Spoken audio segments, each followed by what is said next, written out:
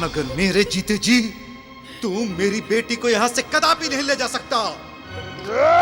नहीं, नहीं लंकेश, छोड़ दो हमारे पिताजी को।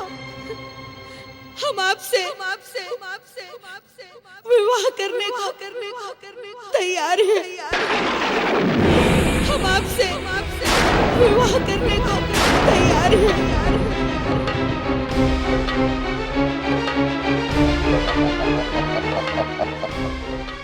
क्या कहा आपने? हम आपसे विवाह करने को तैयार हैं। मंदोदरी, ये क्या कह रही हो पुत्री?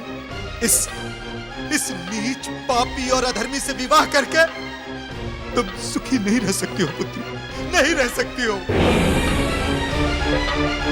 किंतु पिताजी, हमारे सुख से अधिक मूल्यवान आपका जीवन है। हमारे कारण यदि आपका जीवन संकट में पड़ जाए, यह हम नहीं सह सकते। पुत्री, मगर तुम्हारा भी तो जीवन नरक हो जाएगा। ये जीवन भी तो आप ही का दिया हुआ है ना पिताजी। यदि आप ही को संकट से ना बचा पाए, तो ऐसे जीवन से मृत्यु भली। यदि हमारे भाग्य में इनकी पत्नी बनना लिखा है, तो हमें स्वीकार है। किंतु पुत्री, तो उससे नफरत करती है ना? तो हाँ मंदोदरी, ये नीच है, पापी है, अधर्मी है ये।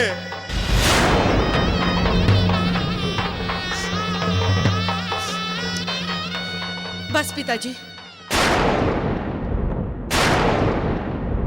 अब इन्हें और अपशब्द मत कहिए।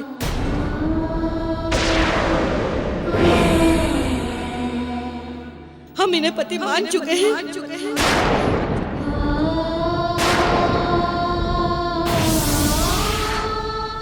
और अब इनका मान सम्मान हमारा मान सम्मान है।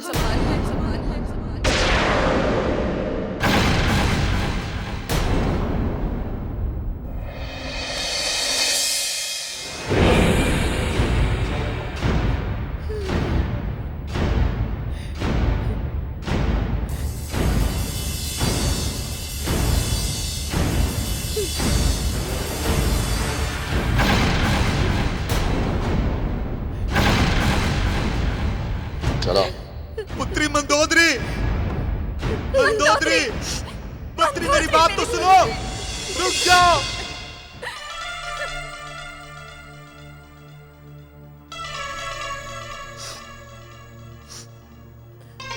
मंदोदरी, मेरी बच्ची,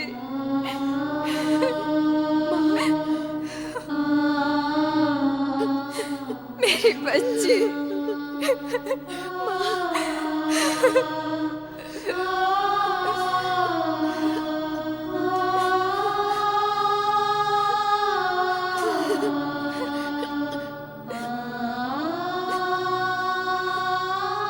पिताजी कहाँ है माँ? जब से तुम गई हो मंदोदरी, उन्होंने स्वयं को कक्ष में बंद कर रखा है। वर्षों बीत गए, वो बाहर नहीं निकले हैं। हम तो उनका सामना भी नहीं कर पाते बेटी।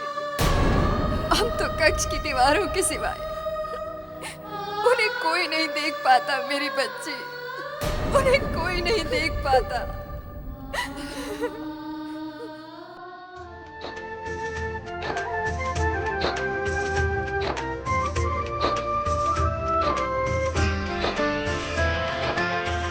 बालक हठ से हार गए सब, माता पिताजी और नाना। मारुति का तो एक लक्ष्य है, केवल अंबर में उड़ना। नाना के मन का संदेह मिटा, देंगे सुरक्षा देवा पवन। नाती हमारा सीखेगा उड़ना, नाती हमारा सीखेगा उड़ना, हर्षाते हैं अंजनी नंदन। हे पवन देव, कृपया हमारे सामने प्रकट हो। आप पर भ्रम और संदेह करके जो भारी भूल मैंने की है, आज उसके लिए हम आपसे क्षमा चाहते हैं।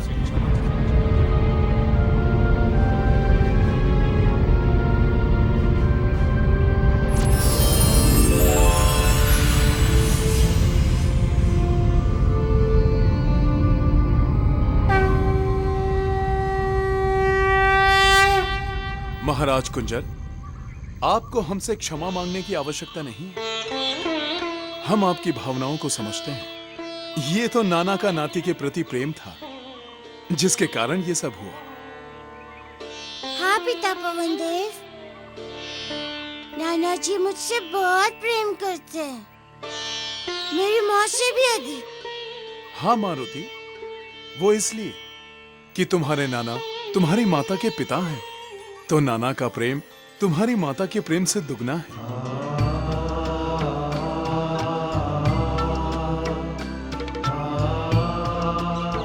कुंजर जी, अब आप निश्चिंत रहें, मारुति शीघ्र ही उड़ना सीख जाएगा।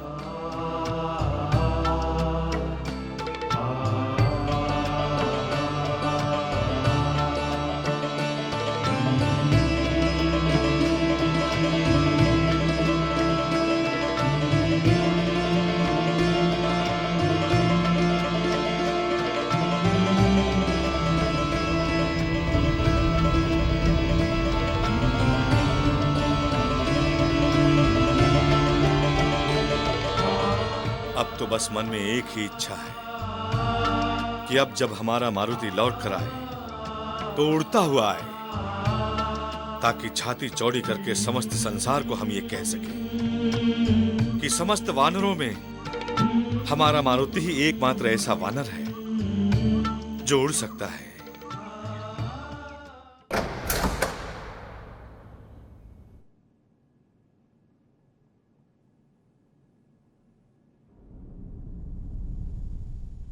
पिताजी, पिताजी,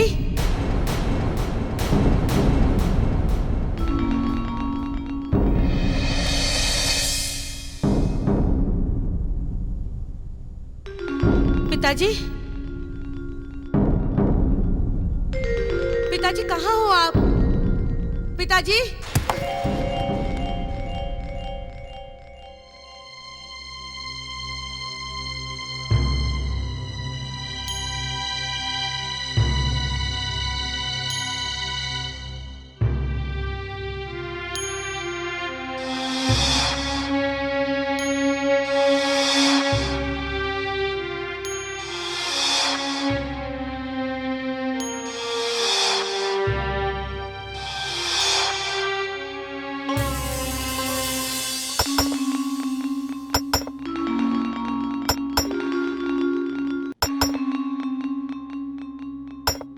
पिताजी,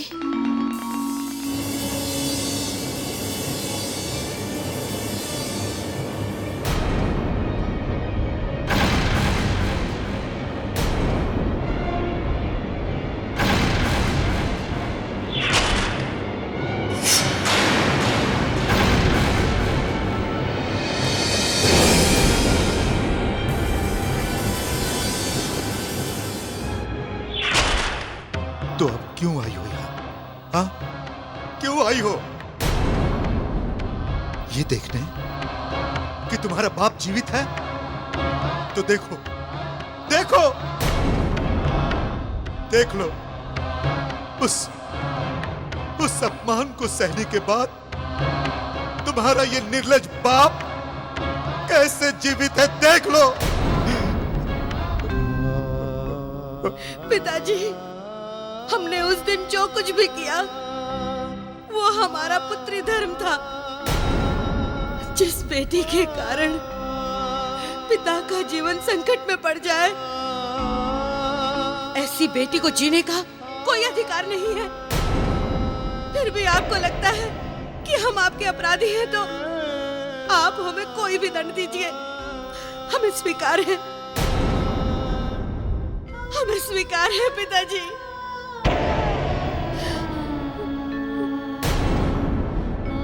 पिताजी यूं यूं मुंह फेर के खड़े मत होइए पिताजी, बात कीजिए हमसे।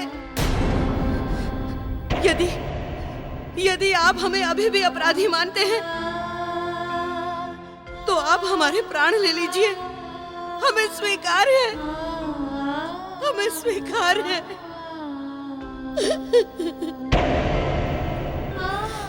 स्वामी, जो हुआ उसे भूल जाइए। कब तक उस घटना को याद करके स्वयं को दंडित करते रहेंगे? इसमें किसी का कोई दोष नहीं, सब भाग्य का खेल है स्वामी, सब भाग्य का खेल है।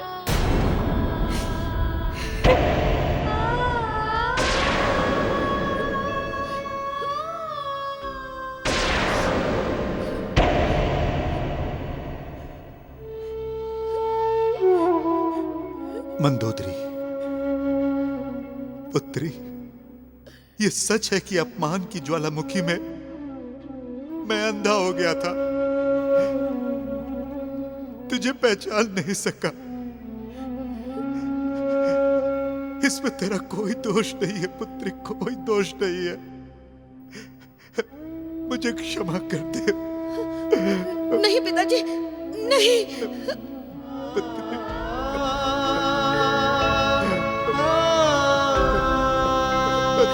स्वामी, मेरी पुत्री।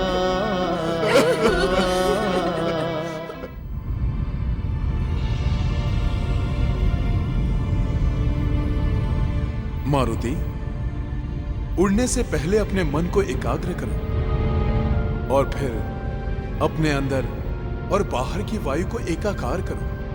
अच्छा पिताजी।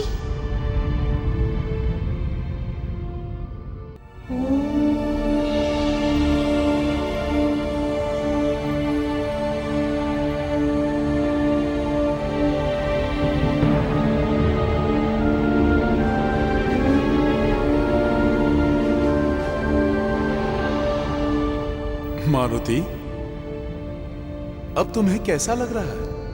पिताजी, मुझे लग रहा है मेरी देह वायु के समान भारी हो गई है। हाँ मारुति, इसका कारण है वो यौगिक क्रिया जो अभी तुमने की और मेरा आशीर्वाद। मैं वायु का अधिष्ठाता देव हूं। अब तुम वायु में अपनी इच्छा अनुसार कहीं भी उड़ सकते हो। सच पिताजी, मैं उड़ सकता हूँ? हाँ पुत्र, अब तुम वायुमंडल में ही नहीं, पूरे ब्रह्मांड में उड़ सकते हो। हाँ,